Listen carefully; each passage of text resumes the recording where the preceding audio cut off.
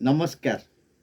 आज पुस्तक अनावरण पर्वर पार्ट 3 आपण माने प्रश्न करिवे ये पुस्तक अनावरण पर्व पछरे मु काहेकि पड़ी जाइछि ना मु एइथि पई पड़ीछि मोर व्यक्तिगत अनुभव अनुभूति मते केमिति के जने भाव प्रवण करि दिए एवं मते भितरे भितरे आक्तामाक्ता करे उठा पका करे जेते पर्यंत मु ताकू प्रकाश न करिछि मु शांति रे रही पारे नाही। तेणु मु आज जो कथा कहिबी ता कहिबी काहा उपरे ना समीक्षक मानक उपरे। तेबे समीक्षार अर्थ कौन?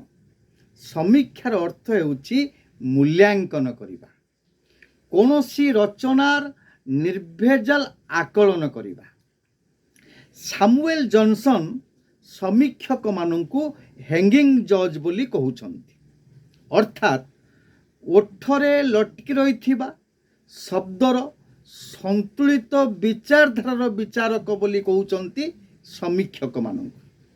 तेणु प्रतिटी पुस्तकर ऑपरेशन बा व्यवच्छेद न्याय संगत युक्तिसंगत एवं तार मूल्यांकन भितरे दोष गुण प्रवृत्ति प्रकाश करिबा दरकार। विंश शताब्दीर बहुचर्चित प्रसिद्ध कवि टी.एस. इलियट समीक्षक मानू 3 भागरे विभक्त करिछन्ति।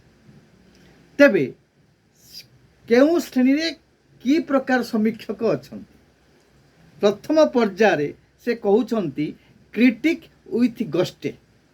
तार अर्थ कोनोसी रचनार समीक्षा करी आधिकारिक भाव रे जोर जबरदस्त राय प्रदान करिबा ताको कहा जाउछि क्रिटिक विथ गस्टे। द्वितीय प्रकार समीक्षक से कहउछन्ति प्रोफेशनल क्रिटिक, जो माने संवादपत्र हेउ बा पत्र पत्रिकार पेड सर्विस करूछन्ति बा पेड सर्वेंट अछन्ति समीक्षा पाई केवल सेमानु कहा जाउछि प्रोफेशनल क्रिटिक। जेतेबेले से कोनोसी पुस्तक समीक्षा करती तांको पाखरे गोटे टूल बॉक्स थाए इटा छांच भलिया एवं सेमाने से इटा छांचरे माटी पकेई देकी इटा तैयारी कला भली मेकानिक भाव रे समीक्षा करती। एटा मु कहू नाही, टी.एस. इलियट कहउछन्ति। तृतीय प्रकार समीक्षक कहउछन्ति लिमन स्क्वीजर समीक्षक, लेंबू चोपड़ा समीक्षक। अर्थात एतादृश प्रजातिर समीक्षक माने रचनाकार प्रतिटी शब्द को भांगी भांगी भांगी रस निगाड़ी रक्त निगाड़ला भली समीक्षा करती और सेतिकरे से अटकी जाती नहीं। देश विदेशरू बहु अपरिचित कविंकर लेखा बा लेखकर लेखांक सहित ए लेखकंक तुलना करती।